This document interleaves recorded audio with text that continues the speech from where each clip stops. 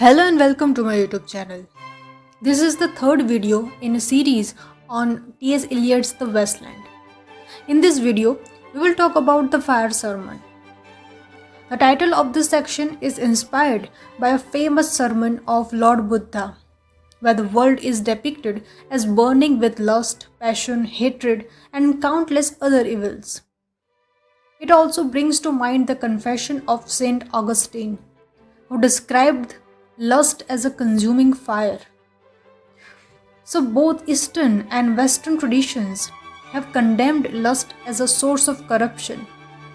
But the spiritually hollow modern humanity knows only lust, not true love.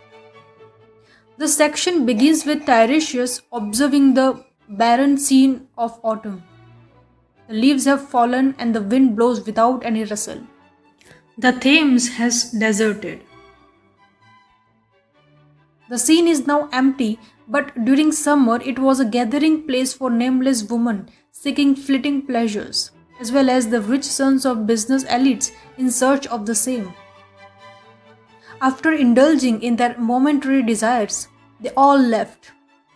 The river, once a symbol of purification and renewal, is now littered with empty bottles, cigarette cases, papers, and handkerchiefs, defiled by modern man who has no regard for its purity. The line, "Sweet Thames, run softly till I end my song," is from Spenser's Prothleamon, where there is a celebration of marriage of Catherine and Elizabeth Somerset. However, in the modern scene, there is no celebration of union or love, only a reckless gathering for empty pleasures. The poet laments the pollution of the river as he sits on its bank, fishing in the dull canal near the gas house. A cold wind blows, carrying with it the sound of empty, meaningless laughter of the London crowds, who seem to rattle like dried bones. The line echoes the sorrowful cry of the Israelites in Psalm 137, where they mourn their captivity in Babylon. "By the rivers of Babylon there we sat down, there we wept."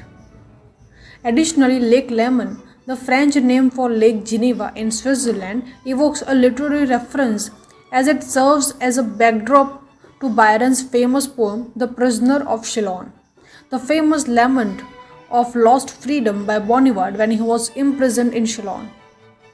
This name of the lake might have come across to Eliot's mind because during the time of the composition of the poem, he was in Switzerland, and it was Lake Geneva where he wrote most of the Wasteland.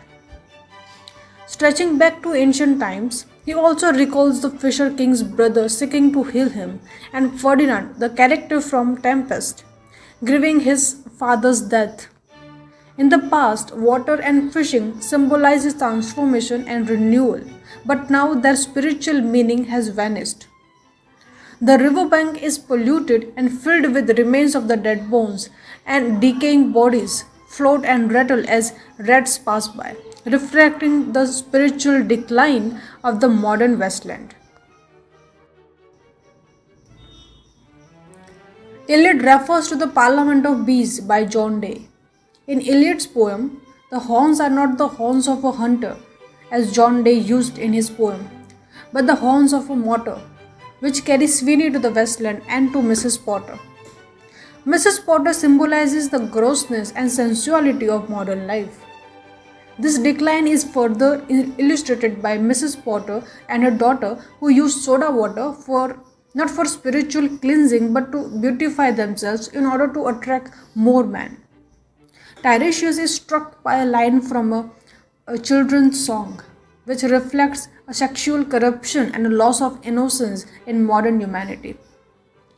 This song from Verlaine's Parsifal depicts Sir Percival's quest for the Holy Grail in Chapel Perilous, where instead of purity, his desires are stirred by the children's voices. Eliot's portrayal of the decline of spiritual values is illustrated by the character of Mr. Eugenides, the one-eyed Samara merchant. He brought both merchandise and religion and fertility calls to Europe. His single eye symbolizes the loss of his spiritual role, and his unkempt appearance and pocket full of documents represent his degraded goods. He invites Tiresias to morally corrupt hotels, which were the hotbeds of corruption and homosexuality during the World War. In modern Westland, even heterosexual relationships are sought, exemplified by a scene where a typist's mechanical indifference encounter with a young man highlights emotional emptiness. The typist, exhausted from work, welcomes the evening and her lover's arrival, but her detachment reveals a lack of genuine connection. Tiresias, the old bisexual seer, amply describes this scene, emphasizing the contrast between past spiritual values and contemporary moral decay. The typist's dispassionate actions after the encounter, including checking her appearance and playing a record, further illustrate her emotional void. The reference to Goldsmith's Vicar of Wakefield, where a woman's descent into folly ends in suicide, intensifies Eliot's critique of modern values.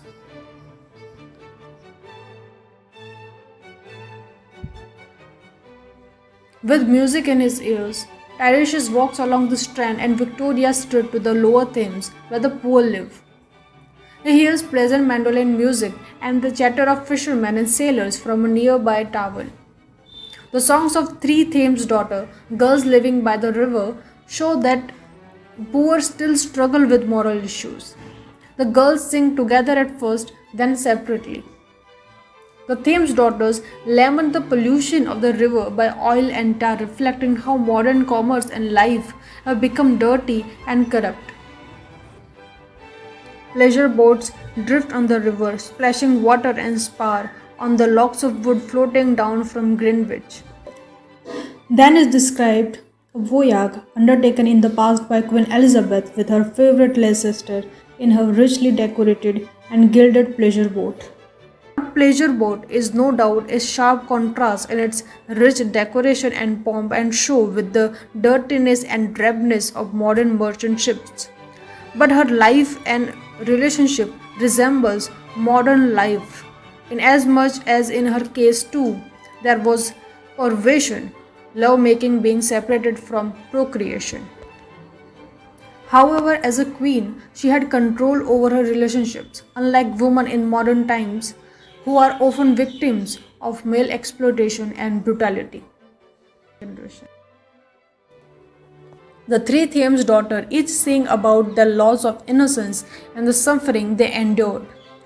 The first daughter regrets the loss of virginity at a picnic spot, feeling the ugliness of modern life. The second daughter, humiliated after losing her virginity in Moorgate, feels worthless and helpless despite the promises of her abuser. The third daughter, who was ruined at Margaret's Sand, is so overwhelmed that she cannot recall the event, feeling that her and her community's lives are as insignificant as broken nails. The songs reveal the deep exploitation and suffering faced by the poor in modern society, suggesting that only divine intervention can save them from this degradation.